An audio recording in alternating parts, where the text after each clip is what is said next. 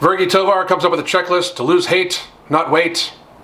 I correct it for her. You gotta be so good that they can't ignore you, especially the ones that ain't done shit for you. Yeah, you know exactly what I mean. They stab you in the back and then they ask why you're bleeding. I don't trust words, I trust actions. I don't care what you heard, I'm not slacking. My name's Alan Roberts. This is Everyday Fitness. Like, subscribe, click the notification bell right over there. Share my videos, subscribe to my second channel, Alan Roberts, in my opinion, of course, link above and below at the end. Also, above and below at the end is the Damn Collective coaching link. That's where my wife and myself, we are certified food addiction coaches. We have us and a team of people help somebody go from overweight or underweight to a healthy weight by developing the skills they need to get to that weight and stay there for the rest of their life. We approach it through their relationship with food and what is healthy for them and the activities they like to do. So if you have problems with your relationship with food, you should check that out. Anyway, Vergie Tovar, author. She wrote the book, You Have the Right to Remain Fat, and you do have the right to remain fat. You don't have the right to avoid the consequences of that, but you have the right to remain fat. Go ahead with that. Vergie wrote a checklist on her Instagram that I wanted to help her. I wanted to make a few corrections, maybe a few clarifications for her, because I didn't find the checklist to be bad inherently. I did just find it to be very misleading in some spots and out bullshit in others. But anyway, we're going to go through that. The checklist is made up of 3 different steps, which also have 3 different parts, so it's like 9 steps. Step 1, task checklist, reads smash your scale, no more negative body talk, and unfollow body shaming media. I have never understood why people would smash their scale. First of all, if you don't want to look at that number anymore, donate your scale to somebody that's going to use it. Just be real. That's ridiculous. It's wasteful. Bad for the environment. Whatever you can get to make yourself want to donate it instead of smash it, do that, because don't be a dick. But I don't understand the issue with the scale. I don't understand the issue with that number. If people claim that there's no problem with being obese, if there's absolutely no issue with being obese or underweight, then why does the number mean anything? Why does the number hurt you in some way? Why is the number a negative thing if you're saying that being obese isn't a negative thing? It is just an admission that you know the number is bad. You know how you know? In your brain, your survival instinct is screaming, we are carrying too much fucking weight. If you're 100 pounds overweight, you can feel it on your body, your knees, your back. You can feel it you can feel the damage you are doing by eating garbage. You can feel it. You know it. And if you're overweight due to some sort of medical reason, you know it and feel it too. You absolutely do. It may be harder for you to lose weight, and for some people, very, very, very, very rare number of people, next to impossible to lose weight, but you know it's not healthy. You know you're not healthy. So therefore, when you see the number on the scale, it registers as a bad number in your brain because it is. And as for unfollow fat shaming media, of course, unfollow whoever you want. You can unfollow whoever you want, but you cannot escape facts. You cannot escape biological facts that being obese is unhealthy for you. And as for no more negative body talk, no more negative body talk means I'm just gonna eat whatever I want. That's negative body talk. Negative body talk is anything that talks against the health and longevity of your body. We need to start seeing it that way, because negative body talk, first of all, fuck what you look like. Who cares what you look like? For real. Worry about your health first. It needs to be life over looks. It really does. Fuck what you look like. Who cares? Be proud of who you are and be as healthy as you can. Negative body talk is I'm not going to lose weight even though I'm morbidly obese. That's negative body talk. Step 2, task checklist. Eat and move more for the sake of joy. Remember, your body is precious. Hang out with people who make you feel good. First of all, move more for joy. You should move for joy all the time. If you're morbidly obese, you should move for joy. If you're anybody, you should move for joy. Everybody of every weight should be active. Everybody of every weight should be active daily. Period. It's good for your heart health. It's good for your cardiorespiratory system. It is just good for how your body functions. We were not meant to sit in fucking chairs and watch TV and at desks all the fucking time. We evolved to be moving creatures. We should move as much as possible. Move for joy. Find the shit you like to do. If it's hiking, if it's swimming. If you're morbidly obese and you like swimming, go fucking swimming every fucking day. But eating for joy, if you're morbidly obese, you've eaten enough for joy. You really have. You need to start eating for your longevity, for your health, for your life.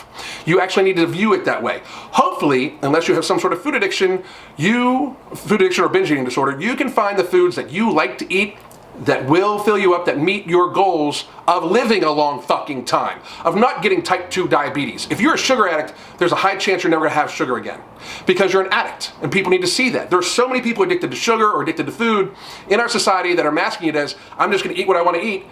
You people are killing yourselves. Realize you have a problem with this. Realize that sugar addiction is a very real thing. It is biological and emotional. It is a very, very, very real thing.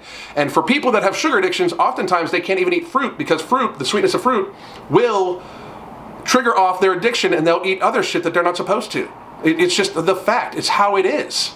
So people need to understand that you need to eat for your health. You need to do that. And remember, your body is precious. Yes, please do fucking remember your body is precious. Treat it like it's precious. Treat it like you don't have a fucking spare and take care of that shit and try to be healthy.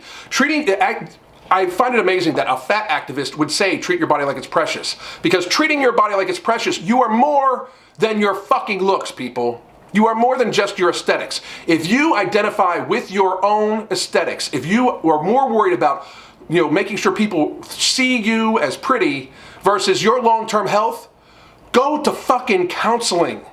I beg of you, go to fucking counseling. Because if you're more worried about how people see you versus how you're treating yourself, that's fucked up. You need to be worried about how you're treating you and not how other people are treating you. You need to be worried about how you are treating your precious body versus how people that don't give a fuck about you anyway, people that are gonna say mean shit whether you weigh 400 pounds or 150 pounds, they're gonna say mean shit. People say mean shit. It's fucking human nature. It's shitty, but it is the way it is.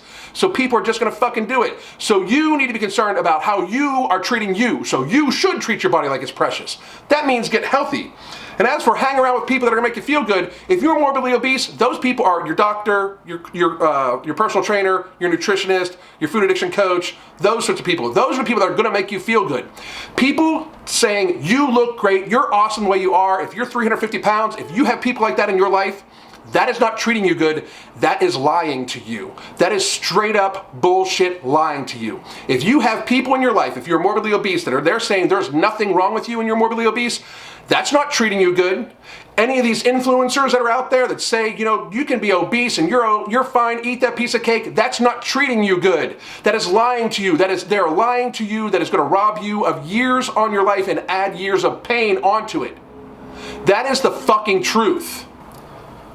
Step 3 task checklist, self-advocate at the doctor, don't date fat phobes, and jiggle at least once a day. I'm gonna start in reverse on this one. So jiggle at least once a day, fuck that. Jiggle as much as you can all day if you can. Activity is good, jiggling is activity, do it. Who cares what the fuck you look like while you're doing it? Don't pay attention to those motherfuckers. Who gives a fuck what you look like when you're doing it as long as you're fucking doing it? Exercise and activity is good for everybody of every weight, no matter what. It is good, I've covered that already. It is good. Activity is good. Get up off your asses and jiggle. Do what the fuck you want. Don't date fat phobes. That makes very little sense to me because if they're terrified of fat, if you're obese, they're not gonna date you. So that was just one to kind of pander. I don't know why. But the pandering is just fucking crazy. So if you are dating somebody that does not like you, don't date that person. Get out of that relationship because that's not healthy. And this is all about health. But that one I didn't understand that much. Sometimes if you meet that rude, mean motherfucker, I don't know why you'd want to date them in the first place because if somebody doesn't like you, how you appear, that is generally very apparent very fucking quickly. But don't date fat phobes, I agree with that one. And advocate at the doctor. I'm going to say this as clearly as I can. If you go to the doctor and the doctor tells you something that you don't like to hear, listen to your fucking doctor unless you're a doctor. And if you still don't want to listen to them, go get a second fucking opinion. But listen to your fucking doctor unless you're a doctor. Unless you know better. Unless you can look at yourself in the mirror and be like, they're absolutely wrong. Listen to your fucking doctor. This is a fucking author. This is a fat activist telling you not to listen to your fucking doctor. That's fucking ridiculous. Self-advocate at the doctor. Unless you're a doctor, you don't know enough to fucking self-advocate. Unless you have been to med school, you don't know enough to self-advocate. I tell you this right now. That information is dangerous let me put it to you this way. It's dangerous on many levels. If you get in legal trouble, do not self-advocate in the court of law. Hire a fucking lawyer, even if they're an asshole. Hire a fucking lawyer. I don't, even if they tell you shit you don't want to hear. If they say, well, I'm on trial for manslaughter and I'm looking at 10 years, and the lawyer says, well, we can plead down to 5, but you're going to spend the 5 years in jail. And you're like, I don't like that. I'm going to self-advocate. And you go in and now you're going to fucking spend 10 years in jail. Listen to your fucking doctor. Listen to the professional. You go to them for a fucking reason. Period. It's the dumbest fucking advice it's happening so much lately. It is the dumbest fucking advice, dangerous, negligent advice that can be given. And that is how you know that people that say that shit don't actually give a fuck about you. They don't actually care about you, because they would not, if they actually gave a fuck about you, they would tell you, listen to your fucking doctor, because they're trying to keep you the fuck alive. Are there bad doctors out there? Yes, that's why you should get a second opinion if you think they're being mean to you. But if you get a second opinion and the doctor also says, do this, and it's the same thing that the first doctor says, listen to your fucking doctors. There you go, Ms. Tovar. I fixed your fucking checklist. That's just my 2 cents a matter. My name's Alan Roberts. Hit me up on Instagram at EverydamnDayFitness. Hit me up on Twitter at EveryDayFit. I'm also on Facebook at EverydamnDayFitness. And I'm on the internet at EverydamnDayFitness.net. God damn.